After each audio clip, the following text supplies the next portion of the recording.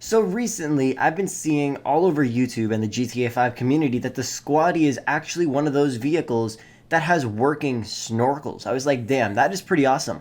But I want to see how good it actually is at driving through water, comparing it to some other vehicles. Now, a long time ago, or not really a long time ago, probably like half a year ago or something like that, I made a video testing out a bunch of different vehicles to see which one is the best at driving through water. By the end of that test, I came to the conclusion that the Insurgent was the best vehicle back then to drive through water, compared to the Evron, the Sand King XL, and the Riata. Those are the four vehicles that finished in first place pretty much. But you saw how fast the Insurgent blew through that little test, and it absolutely destroyed. So the Insurgent is definitely a very good contender in terms of driving through water, even when the water gets pretty damn deep.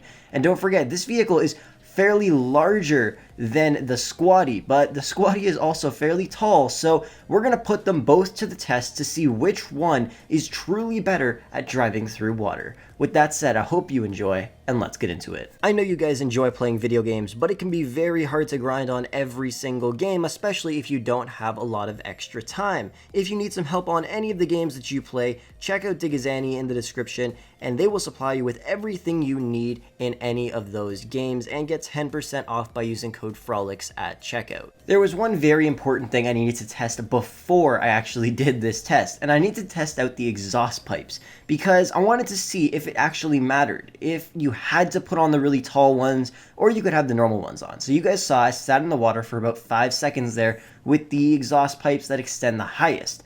Now we're going to try the low exit exhaust pipes. Now these ones will be fully submerged underwater while doing this. Theoretically, or just like, normally, the car would not survive. Like, that shit is deep underwater right now, like the whole car. But it manages to survive. So then I decide, you know what? Let's throw on the regular exhaust. Like, no side exhausts, just regular exhaust pipes on the back of this truck. And I'm actually really surprised it still survived. So no matter what, the exhaust pipes or snorkels that you actually put on any of the vehicles make no difference whatsoever. It's how the vehicle is designed and created by Rockstar that actually makes the whole difference. So you could have a completely stock version of this vehicle and it will still perform perfectly while underwater or driving through water. And I think it might perform better, of course, if you guys do not lower the suspension. Anyways, with that said, let's get into the tests. The very first test, we're going to do something simple. Just casually driving through the water, not at a high speed, just cruising right through it. And the Insurgent, you guys can see right here, is having no problems at all. This thing is a beast. And out of all the other vehicles that can drive through water, this thing will fly through water as long as it can reach the ground. Once that front end pops up, it will get stuck there. But as you guys can see, it performs pretty damn well on this first test. And now let's test out the Squatty to see how it does on the exact same little trail that we just took with the Insurgent. And it seems to do pretty well as well. Now, the one thing I did notice between both of these vehicles is, of course, the Insurgent does have more power.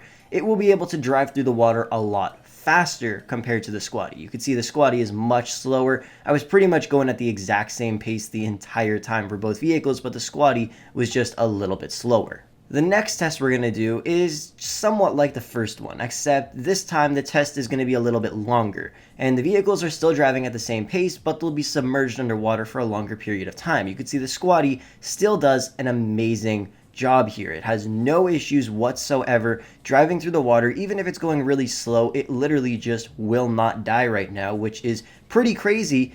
And then let's just skirt as fast as we can all the way straight back to where we first started this whole test off, testing out the exhaust. And you could see that this vehicle just flies through it. It has no issues, even though the entire thing is practically submerged. Like right now, if you were driving this, you would not be able to breathe because you would literally be underwater. Now let's do the exact same test with the Insurgent. And of course, at the first part, it tends to do fairly well. I was trying to go as slow as I did with the Squatty, and honestly, it's kind of hard. This thing just flies through the water. It had no issues going through that first part, which is great. It was the #1 vehicle before the Squatty was released. But then we go into this next very long test where you go full throttle. It flies, but it does get to a point right here and it completely dies, which I was actually surprised about. I did not think this thing would die that early. I had more tests planned, but it literally died right away, which I'm actually extremely surprised about. The vehicle itself is a little bigger, but I guess the engine just got flooded and it could no longer keep up, and it pretty much just died, which is kind of crazy. So the squatty did end up beating it out in the test, but that's not the end of this video yet. It's crazy to think that this vehicle is a pretty decent amount smaller. Not counting the cosmetic features on the back, it's probably like half a foot or maybe a foot smaller than the Insurgent, and it has no problems right here. It's completely submerged and it has no issues driving through this area of the water. But this is where it gets really interesting. I drove the squatty all the way through this like swampy kind of river, and it had no issues until I passed the bridge. Even past the bridge there, we actually got really far driving this vehicle, which I was very surprised about. And when I say very far, I mean this thing will tie with a monster truck, and I will show you guys that in a second. Getting to this point right here is pretty much where the squatty died. When the entire vehicle was completely submerged underwater, it finally died, which is actually insane. So then I grabbed the Marshall monster truck right after, and I did the exact same thing. And it's kind of crazy, but this thing just floated right on top, and then you could see right there it just passed the squatty while it was floating. So technically, they actually tied. This thing just kind of floated past the squatty because this thing can float. Like, you see those wheels, there's a lot of air in that. But yeah, it's insane to think that this little Hummer vehicle that I did not think at all would be able to drive this far underwater actually got this far, making it the best vehicle to drive through any water with in GTA 5. Take that in for a second. It can practically tie with a monster truck, and I think that's absolutely crazy. This vehicle performs outstanding while underwater.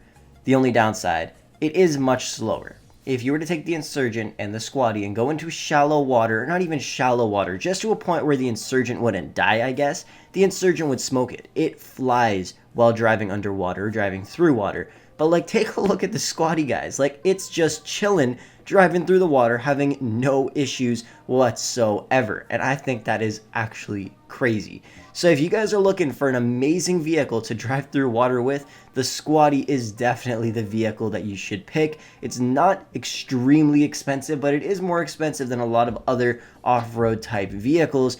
But I have to admit, it performs outstanding while driving through water compared to any other vehicles in this game. But in terms of actual off-roading, it's not the best in the world. You can see it does die right here, but I have to admit, that's still really damn far. Like, really damn far. You could fully drive significantly deep into the ocean, much more than any other vehicle, which I think is crazy.